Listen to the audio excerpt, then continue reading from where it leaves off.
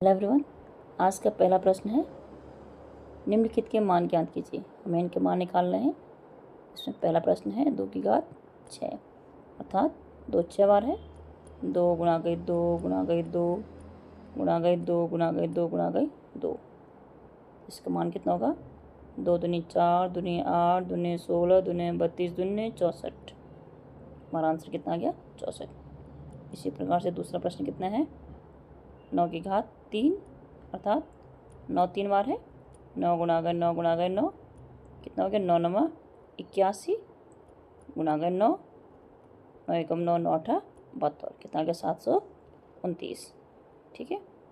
दूसरा प्रश्न देखिए, निम्नलिखित को घातांक के रूप में व्यक्त कीजिए। इनको हमने घात के रूप में लिखना है। तो पहला प्रश्न देखिए आप, 6 गुणा गए 6 गुणा गए 6 गुणा गए 6, 6 की घात 1 6 की घात 1 6 की घात 1 और 6 की घात 1। तो गुणा में क्या होता है, जो घातें होती हैं वो जुड़ जाती हैं। 6 की घात कितनी हो गई? 4।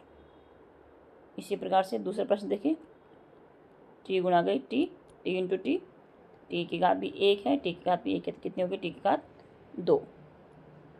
अगला प्रश्न देखिए, तीसरा आप स्वयं कर सकते हैं। चौथा वाला देखते हैं, 5 गुणा गए 5 गुणा गए 7 गुणा गए 7 गुणा गए 7।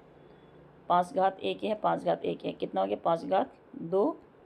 7 घात 1 1 1 कितना हो गया? 7 घात 3। इस प्रकार से आप अगला प्रश्न देखिए, निम्नलिखित संख्याओं में से प्रत्येक को घातांक के संकेतन के रूप में व्यक्त कीजिए। 512 है, इनके हमने अभाज्य गुणनखंड करने हैं। 2 दूनी 4 2 पंजे 10 2 छक्का 12 2 एकम 2 2 दूनी 4 2 अठे 16 2 छक्का 12 2 चौको 8 2 3 6 2 दूनी 4 2 एकम 2 2 छक्का 12 2 अठे 16 2 चौको 8 2 दूनी 4 2 एकम 2। तो 2 कितने बार आ रहा है? 1 2 3 4 5 6 7 8 9। तो 2 कितने बार है? 9 बार है। 2 की घात 9। इसको हमने क्या कर दिया? घात के रूप में लिख दिया है। ठीक है। इसी प्रकार से अगला प्रश्न 3125 के अभाज्य गुणनखंड करने हैं। इसकी इकाई में 5 है, 5 का भाग होगा। 5 छक्का 30 5 दूनी 10 5 पंजे 25 5 कम 5 5 दूनी 10 5 पंजे 25 5 दूनी 10 5 पंजे 25 5 पंजे 25 5 कम 5 5 की कितनी घात हो गई? 1 1 2 3 4 5।